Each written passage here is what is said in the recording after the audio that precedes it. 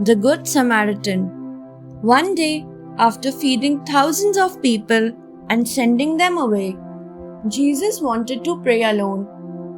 He made his disciples get into a boat and go ahead to the other side of the Sea of Galilee. He himself then went up the hill to pray. Several hours later in the night, the disciples were caught in a strong windstorm. The storm stopped them from getting across the water. Even though they rowed for hours, they were tired and exhausted. As the night ended, just before sunrise, in the middle of the stormy sea, the disciples saw something walking on water.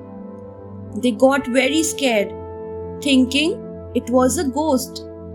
But it was their master, Jesus, coming towards them, walking on water.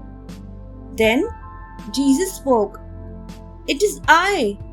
Do not be afraid." Peter said loudly, "Lord, if it is you, call me to join you on the water." Jesus said, "Come ahead then." Peter bravely jumped out of the boat and started walking on water towards Jesus. But when he suddenly realized that the weather was stormy, he became afraid and started drowning. He cried out, "Master, please save me." Jesus immediately reached out and grabbed Peter's hand.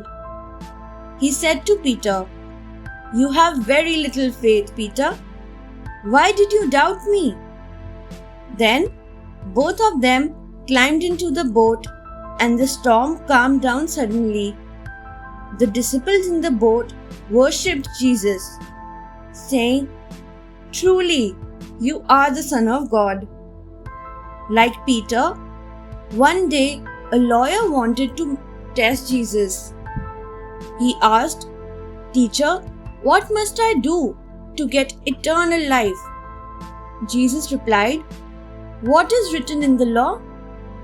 The lawyer answered, "Love the Lord, your God, with your heart and soul, and with all your strength and your mind, and love your neighbor as yourself."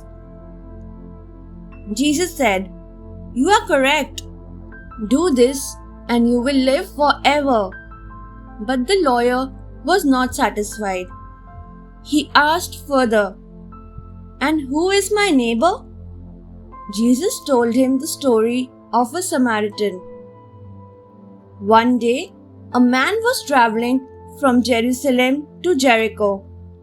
Some robbers attacked him. They stole everything they could find, even the unfortunate man's clothes. After that, the robbers beat him badly and left. The man lay on the road, half dead. A little later, a priest was going down the same road.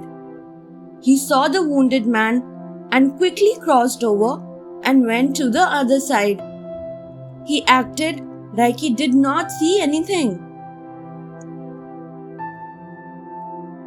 Then a Levite came down the road.